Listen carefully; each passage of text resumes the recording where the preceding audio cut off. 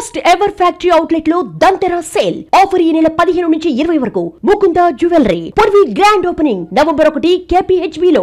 తెలంగాణ రాష్ట్ర కేబినెట్ గురువారం ముఖ్యమంత్రి రేవంత్ రెడ్డి అధ్యక్షతన సచివాలయంలో సమావేశమై పలు కీలక నిర్ణయాలు తీసుకుంది. ఈ సమావేశంలో స్థానిక ఎన్నికల్లో పోటీకి ఉన్న 2 పిల్లల నిబంధనను తొలగించాలని కేబినెట్ నిర్ణయించింది. పలు రంగాలకు భూ కేటాయింపులు, రైతులకు మద్దతు ధరతో పాటు బోనస్, రవాణా మౌలిక వసతుల అభివృద్ధి వంటి అంశాలపై చర్చించి ఆమోదాలు తెలిపింది.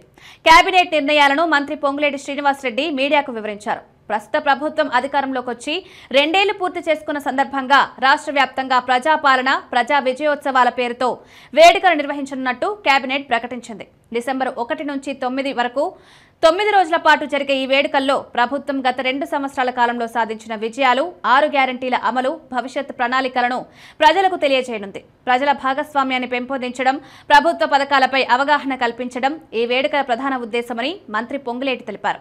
పారదర్శకత, జవాబుదారీతనం ప్రభుత్వ పాలనకు ప్రాముఖ్యమని సీఎం రేవంత్ రెడ్డి స్పష్టం చేశారన్నారు.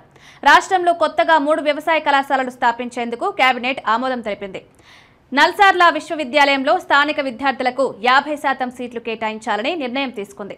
రైతుల కోసం ప్రభుత్వం మరొక కీలక నిర్ణయం తీసుకుంది. మద్దతు ధరతో పాటు సన్న వడ్లకు క్వింటాల్కు 500 రూపాయల బోనస్ ఇవ్వనుంది. కేంద్రం కొనుగోలు చేసినా చేయకపోయినా నా ప్రభుత్వం రైతుల ధాన్యం మొత్తాన్ని కొనుగోలు చేస్తుందని మంత్రి పొంగులేటి స్పష్టం చేశారు.